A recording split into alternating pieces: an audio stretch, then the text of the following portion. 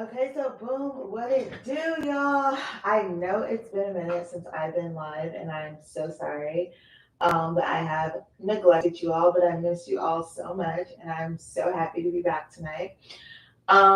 We gonna talk about some things that's going on, and I felt like I wanted to go live about it so we could just have a discussion and have a little bit of fun. All that background noise is not good. My bad.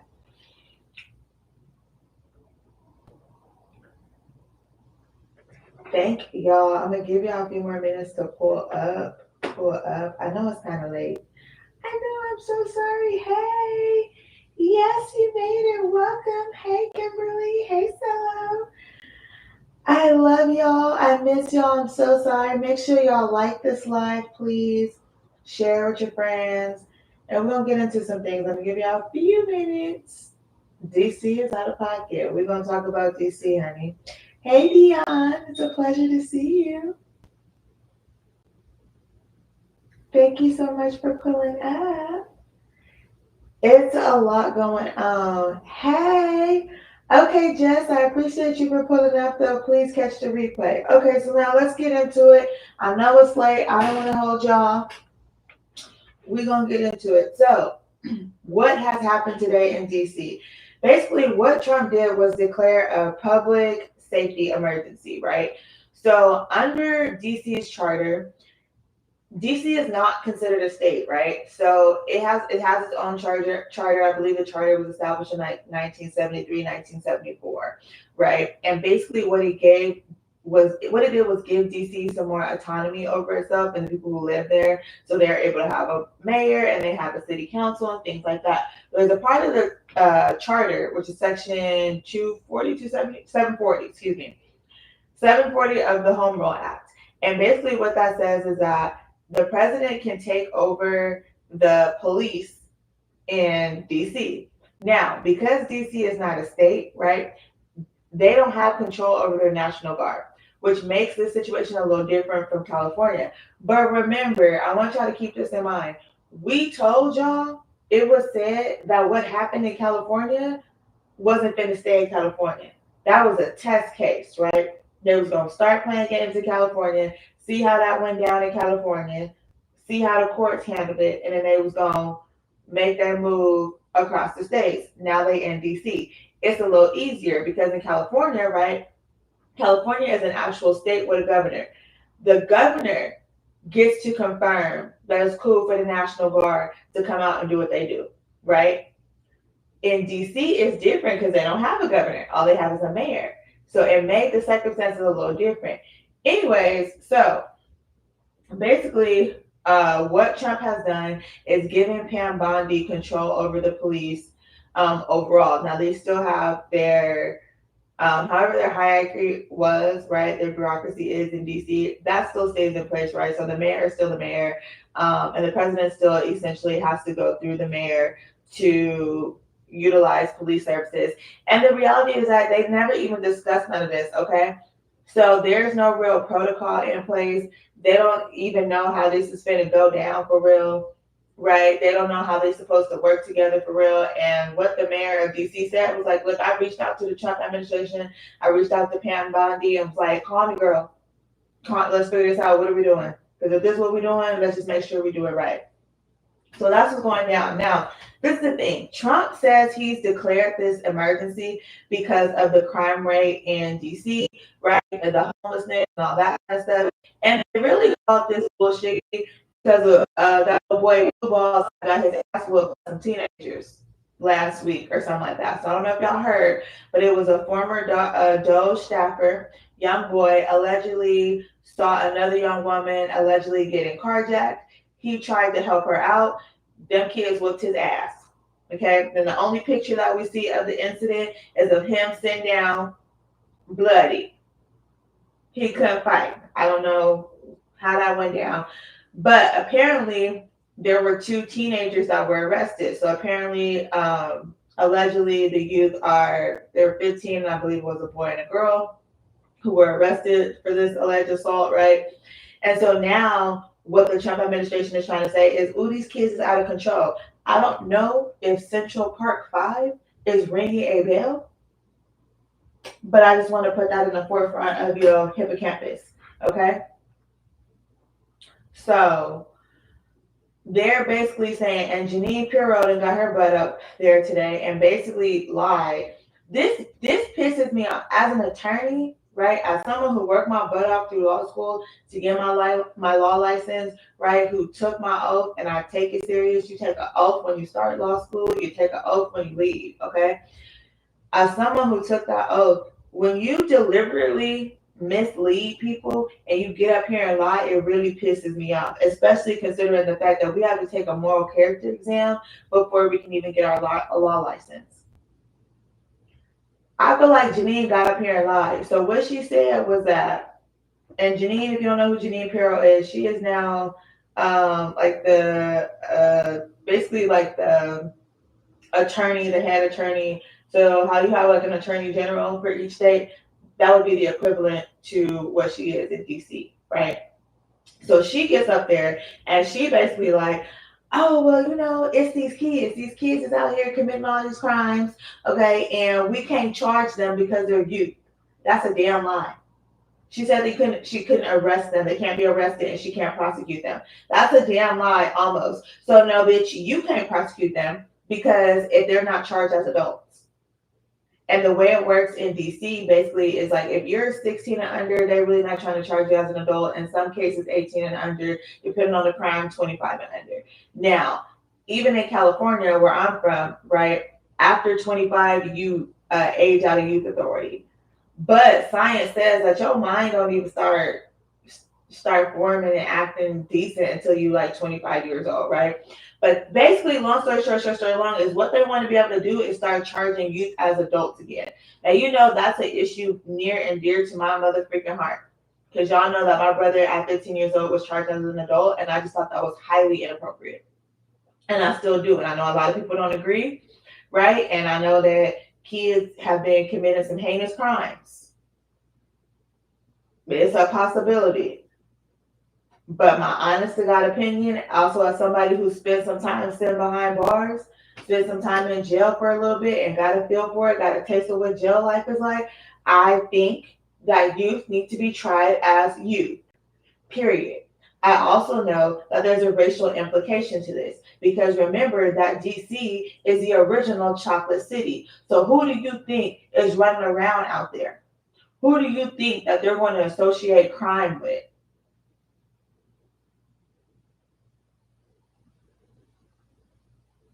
It's crazy. I do agree that these folks' law license need to be revoked, which is why I'm glad that Pam Bondi, little brother, did not win the DC bar election. I am more than happy about that. I am so glad that Diane won. Diane is going to be an amazing president for the DC bar. Shout out to Diane. So that we have some sort of checks and balances. But be clear, our Black youth are on the line. They coming for them. And I just want this administration to know that, like, Nixon already did his thing. Like, this is the most copycat administration. The Trump administration is just like the meta of them all because none of this is original. Nixon won his administration back, and Jim Crow said we've been there, done that. Why are we going back to this? He is consolidating his autocracy. He is. It's more dog whistle, right? It's more racism outside of what they're doing in Texas. So let's touch on Texas too. The racial gerrymandering that's happening in Texas. Now Florida talking about they want a piece of the pie. Right? This like we are really in a space where we really have to be like, oh, we at the part of the history book where class started getting uncomfortable.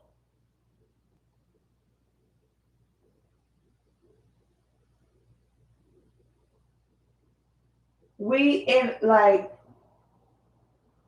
we got to really think about that. We're at a point, we have gotten to a point where we are mixing fascism with Jim Crow. And now it's a whole little gumbo that we're going to have to figure out. Now, I know that there are protests going on. Y'all, if y'all could please like this live, share this live, make sure y'all are commenting. Thank you so much. Let's keep it going. Make sure you also are subscribed. Share with your friends. Make sure y'all subscribe. I'm still trying to get to them 30,000 subscribers. So help me out. I need y'all. I appreciate y'all. But yeah, so what I do want to say is that we need to be mindful of that as well. The fact that DC is considered, first and foremost, the original chocolate city. It's little black and brown youth running around out there that are going to be targeted in DC. Okay?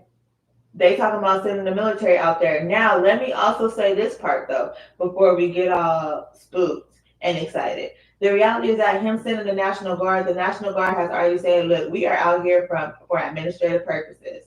Okay? We can fill out paperwork, we can stand here and look cute. We can stand here and look aggressive. Look like we doing something.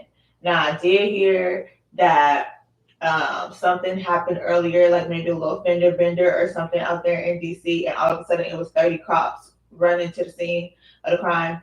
We could be using these resources elsewhere, but we're not. We are allowing this man to play games with us.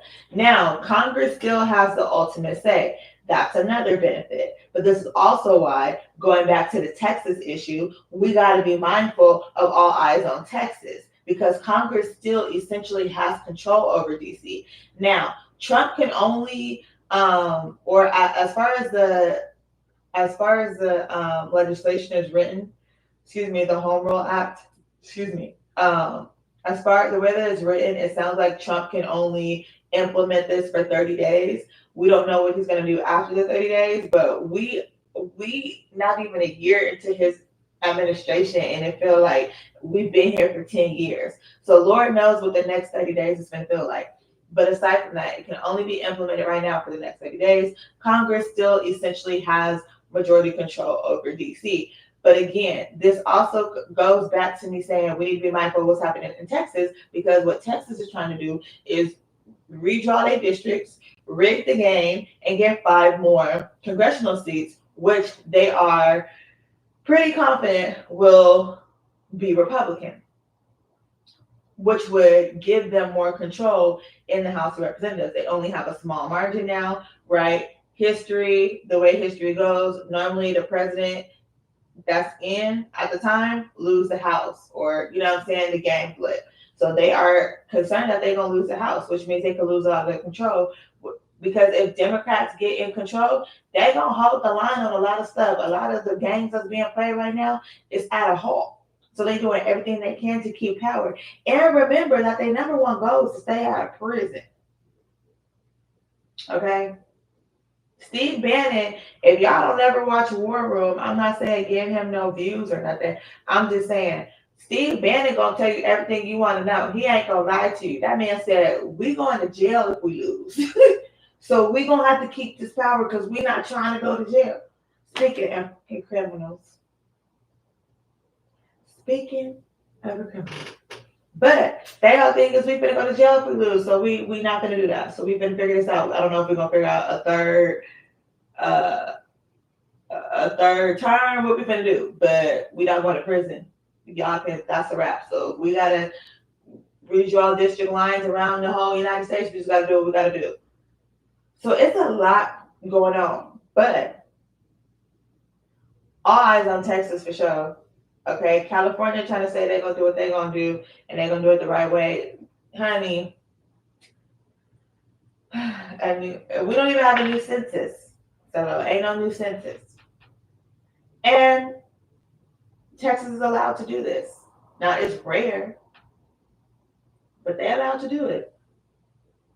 I also just want to point out some things that Trump said. So basically, right, Trump was saying, I want to go back to the DC thing. Sorry, y'all know I'd be all over the place, but I want to go back to the DC thing so I can just clear up some of the false information that I heard when I was watching the press conferences earlier. So I did mention that crime in DC is down. Specifically, crime is in DC is down 7% overall this year. Violent crime is down roughly 26%, and then property crime is down 5%. Now, Janine got her ass up there and said, I don't give a damn that crime is down from last year. That's not good enough, and we sick of these kids. So I just wanted y'all to know that that's the thing. Now, Trump also said that the city has been taken over by gangs and violent criminals, right? Mobs of wild youth. And so they deployed 800 National Guard members to DC. Um, Let me be clear. He also was talking when he had, I don't know where he got these numbers from. I don't know what Cracker Jack box, okay, they pulled their statistics out of, but basically he was trying to compare DC to other countries and other areas that apparently have like high crime statistics or, are high crime areas. Let me be clear, okay? In the year, oh, this is another thing that was said. Janine said she didn't give a damn that crime was down this year because in DC because crime was ridiculously too high last year, and she also said something to the effect that DC was like fourth in homicides last year. That was a damn lie.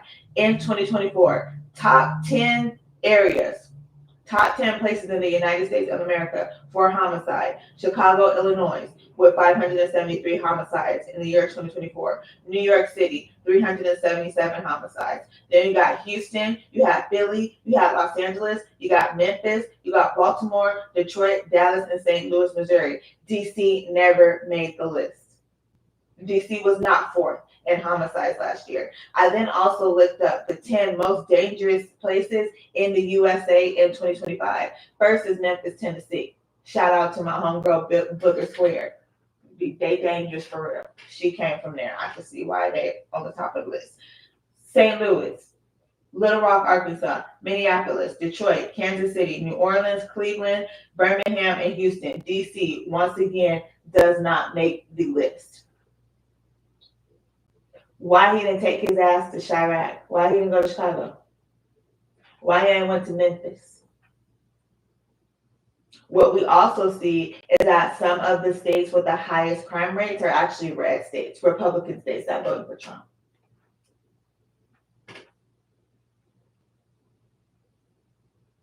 That's all I want to say. Okay. So the whole scheme behind this is they want to restore law and order, this and the third. And I want to be clear that this stuff was in Project 2025, right? Taking control, the executive taking control over the states and having more control over police and stuff like that. Trump was out here talking about, he mentioned something to the effect of why do we have all these different police agencies, right? You got the DEA, you got ICE, you got this, you got that. Like all other countries just got police, and they police are aggressive. We really have to think about if that's the kind of country we want to live in today. And if this is the type of leadership that we want to appreciate. And I also want to say that we got to get to a point where we are no longer just like, where's the Democrats and da da da. Where are we? Where are we in the numbers? Where are we coming together and building the numbers and educating people and creating a coalition amongst ourselves so we can change this shit? Because this is not going to work. It's going to continue to get even more dangerous. And I think we don't need to subscribe to the false narrative that, oh, after 4 years, this will be over and we'll fix it. The amount of damage that can be done in 4 years may not be fixable in our lifetime. And we need to be mindful of that. I used to wonder when I would read books about slavery and stuff, I used to wonder how people could walk the streets and see that people were being shackled and sold, were butt naked, standing on steps, being sold, right? Being treated terribly, walked around with their head down. I used to wonder, like, and we're doing it today as we watch people be stripped away from their families, as we watch people be disappeared. Okay? We're dealing with it now as we watch a president play political games, threaten to have elected officials arrested, as we watch these people try to redraw district lines so that we don't have the right to vote anymore. Sorry, y'all. My bad. Right? We have to be mindful of how easy it was for people to walk around during that time, knowing that what was going on was wrong, but they walked around, they felt helpless, and they didn't know what to do. We can't get to that point where we're back there, where we're like, what do we do? We are the majority, and we have to recognize we are the majority, and we have to have these conversations, and we have to share this information. and we have to educate ourselves, and we have to be active, and we cannot be tired. And I know as Black people, we want to be like, we always doing it. We got to keep doing it, because if we don't continue to do it for ourselves, it'll never get done. We can't depend on nobody to save us. So we don't get to get weary, and we don't get to get tired. We have to stay strong, and we have to remember the strength of our ancestors that fought, that died, that were beat and brutalized, okay, that were mistreated.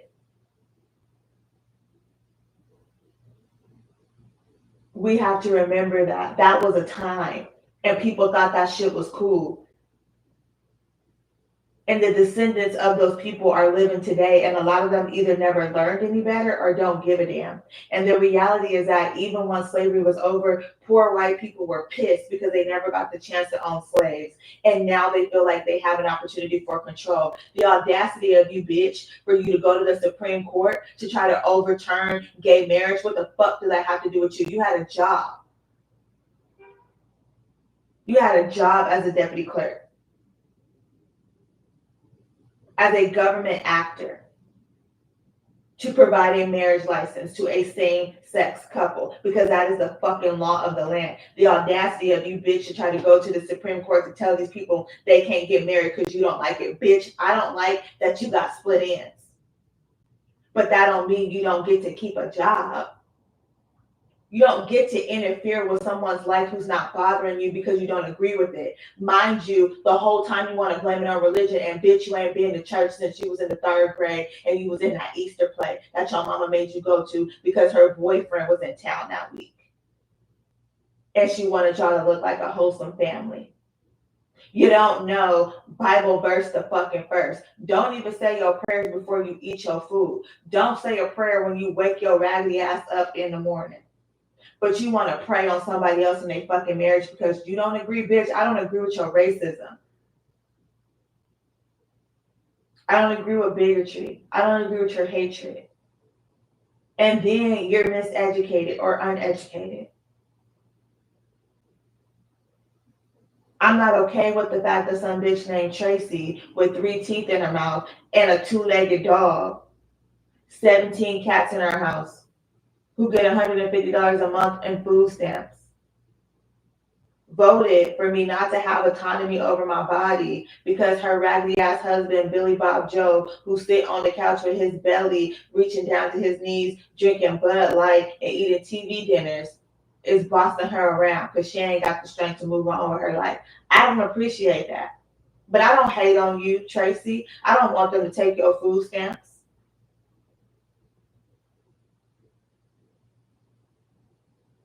You know what that shows me? The way that it makes me feel is that the people who couldn't have control over another person's body through slavery, y'all are still mad. So you seek to control the lives of others to fulfill your own inadequacy and your own unhappiness. We have to speak up and stand out against that. That's not okay. So long story short, short story long. Thank y'all so much for joining me this evening. I'm not gonna hold y'all. I know it's late. I know people gotta go to work tomorrow, and kids to sleep, all that kind of stuff. But I wanted to bring y'all the information on what's happening in DC, give y'all a little highlight, and kind of bridge the gap on pay attention to DC and also pay attention to Texas. And there's gonna be a lot of other states where we see this drama unfold. But I appreciate y'all rocking with me tonight on this late night. I hope y'all got something from the reporting. Make sure y'all comment. Let me know what else y'all want to know, what else y'all want to talk about. I'm gonna try to go live once a week. Y'all let me know if y'all like this format, if y'all like this time. We're gonna work it out. We're gonna figure it out. With that being said, I hope y'all have a wonderful evening. It was a pleasure. It was a joy. Have the night you deserve.